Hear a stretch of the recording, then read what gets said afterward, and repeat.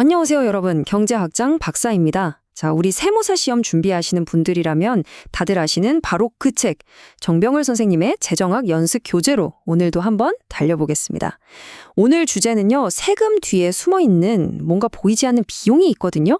바로 초과 부담이라는 건데 오늘 이 녀석의 정체를 한번 제대로 파헤쳐보죠. 다들 준비되셨죠? 그럼 바로 시작할게요. 자, 여러분 한번 생각해 보세요. 정부가 세금을 걷는데 A라는 세금으로 10만 원을 걷든 B라는 세금으로 10만 원을 걷든 어차피 정부 주머니에 들어오는 돈은 똑같잖아요. 그럼 뭐 둘 다 똑같은 세금 아니야? 라고 생각하기 쉽죠. 근데요, 경제학에서는 이 두 세금이 하늘과 땅 차이일 수 있다고 봐요. 무슨 말이냐면 똑같이 10만 원을 걷어가도 어떤 세금은 우리 경제에 더 큰 부담을 주는, 말하자면 더 나쁜 세금이 있다는 거죠. 아니, 대체 왜 이런 차이가 생기는 걸까요? 아, 교수님. 그러니까 눈에 보이는 세금 10만 원 말고 그 뒤에 숨어 있는 보이지 않는 비용 같은 게 있다는 말씀이시군요. 그게 대체 뭔데요? 네, 맞아요. 아주 정확히 짚었어요. 그 보이지 않는 비용? 경제학에서는 그걸 바로 초과부담이라고 부릅니다. 교재에 나온 정의를 그대로 보면 조세가 부과돼서 민간 부문에서 발생하는 효율성의 순손실이라고 되어 있죠. 말이 좀 어려운데 쉽게 말해서 세금 때문에 괜히 생기는 손해라고 보시면 돼요. 이걸 자종손실이라고도 하고 영어로는 데드웨이트 로스라고도 하는데 다 똑같은 말입니다. 진짜 중요한 개념이니까 별표 5개 치고 꼭 기억해 두셔야 해요. 이게 무슨 말이냐면요. 우리가 세금을 내잖아요. 그럼 우리가 실제로 느끼는 부담, 즉 총 부담은 정부가 걷어가는 세금 액수, 즉 조세 수입보다 항상 더 크다는 거예요. 예를 들어 볼까요? 정부가 나한테서 세금 10만 원을 가져갔어요. 근데 이상하게 나는 10만 원어치 손해본 게 아니라 한 12만 원 정도 손해본 것 같은 찜찜한 기분이 드는 거죠. 그럼 그 차액 2만 원은 대체 어디로 간 걸까요? 정부한테 간 것도 아니고, 그렇죠? 바로 그 2만 원, 누구 주머니에도 들어가지 않고 그냥 공기 중으로 휙 사라져버린 그 손실, 그게 바로 초과부담이라는 겁니다. 아, 뭔진 알겠는데, 근데 교수님, 그 손실은 도대체 왜 생기는 거예요? 그냥 10만 원 내면 10만 원 손해봐야 하는 거 아닌가요? 어디서 갑자기 그런 추가적인 손실이 나타나는 거죠? 이야, 아주 좋은 질문이에요. 바로 그 왜가 핵심입니다. 자, 이 초과 부담이 생기는 과정을 보면요, 일종의 연쇄 반응 같은 거예요. 첫째, 정부가 어떤 물건에 세금을 깍 붙여요. 예를 들어서 요즘 삼겹살이 인기니까 정부가 돼지고기에만 세금을 매겼다고 쳐요. 둘째, 그럼 어떻게 될까요? 닭고기나 소고기 가격은 그대로인데 돼지고기 가격만 세금 때문에 비싸지겠죠. 그럼 여러분 뭐 드시겠어요? 자연스럽게 돼지고기 비싸네, 그냥 닭고기 먹자, 이렇게 되지 않겠어요? 바로 이겁니다. 세금 때문에 원래 내가 제일 좋아하던 돼지고기 대신 차선책인 닭고기를 선택하게 되는 이 현상. 이걸 경제학에서 대체 효과라고 불러요. 그리고 바로 이 대체 효과, 이 녀석이 초과 부담을 만들어내는 진짜 범인입니다. 결국 핵심은 딱 하나예요. 선택의 왜곡. 세금만 아니었으면 나는 내 돈으로 돼지고기 사 먹으면서 가장 큰 행복을 누릴 수 있었어요. 그쵸? 그게 나의 최선의 선택이었으니까. 그런데 세금이라는 요소가 딱 끼어들어서 내 선택을 방해하고 어쩔 수 없이 닭고기를 먹게 만든 거죠. 이렇게 최선의 선택을 못하게 막아버리니까 그만큼 나의 만족감, 즉 후생이 줄어드는 거예요. 그리고 그 줄어든 만족감이 바로 사회 전체의 효율성 손실로 이어지는 겁니다. 자, 그럼 여기서 우리가 세금을 두 종류로 나눠볼 수 있어요. 방금 본 돼지고기 세금처럼 특정 물건의 가격을 바꿔서 우리의 선택을 삐뚤어지게 만드는 세금이 있겠죠? 이런 게 바로 대체 효과를 유발하는 비효율적인 세금입니다. 반면에 이런 세금도 생각해 볼 수 있어요. 여러분이 뭘 사던 돈을 얼마를 벌던 상관없이 그냥 모든 사람한테 자, 1인당 10만 원씩 내세요 하고 똑같이 걷는 세금. 이걸 정액세라고 하는데요. 이 정액세는 돼지고기 가격을 바꾸나요? 아니죠. 닭고기 가격을 바꾸나요? 그것도 아니죠. 상대 가격을 전혀 건드리지 않으니까 우리의 선택을 왜곡할 이유가 없는 거예요. 그래서 뭐가 없다? 그렇죠. 대체 효과가 없어요. 그러니까 초과 부담도 발생하지 않는, 이론적으로는 가장 완벽한, 가장 효율적인 세금이라고 할 수 있는 겁니다.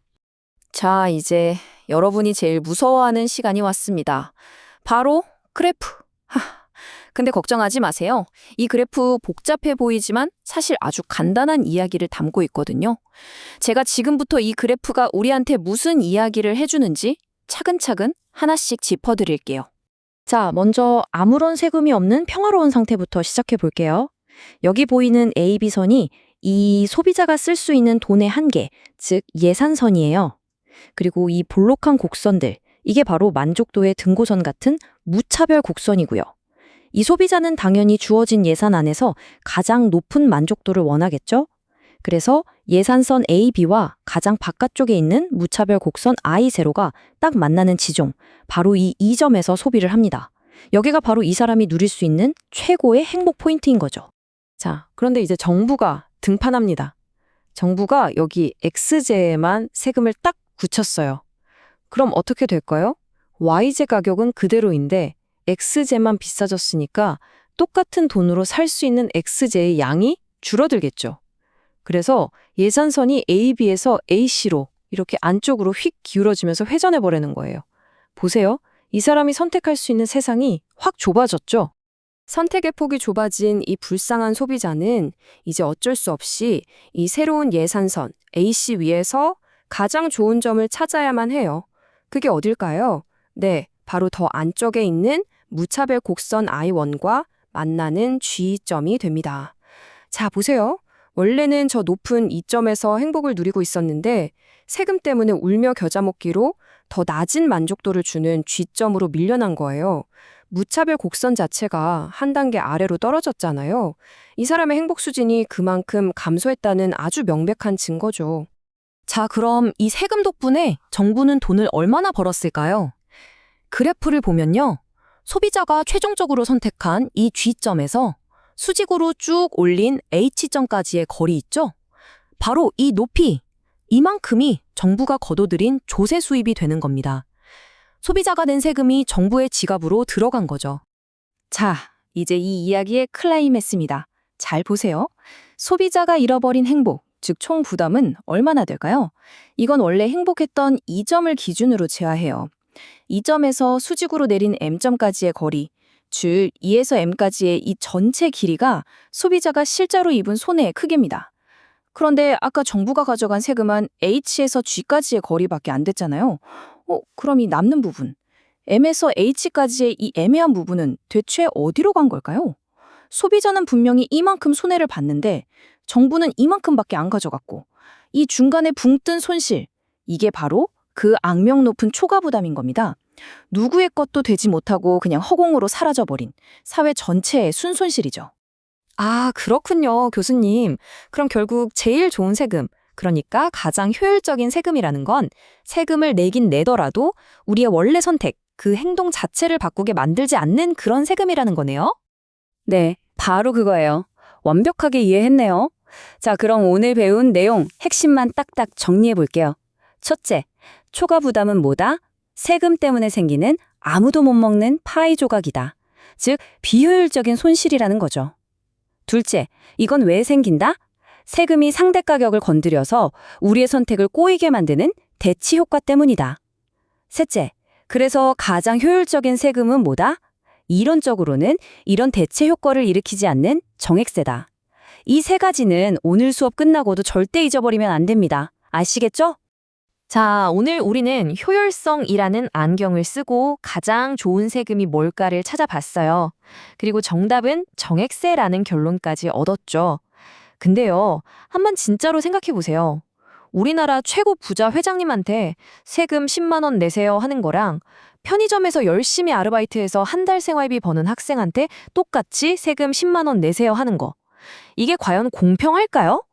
효율성만 따지면 정액세가 최고인데 과연 이게 공평하다고도 말할 수 있을까요? 바로 이 효율성과 공평성의 문제, 이 두 가지가 어떻게 충돌하고 우리는 이걸 어떻게 해결해야 할지, 이건 우리가 다음 시간에 풀어볼 아주 중요한 숙제입니다. 오늘 강의는 여기까지 할게요. 다들 정말 수고 많으셨습니다.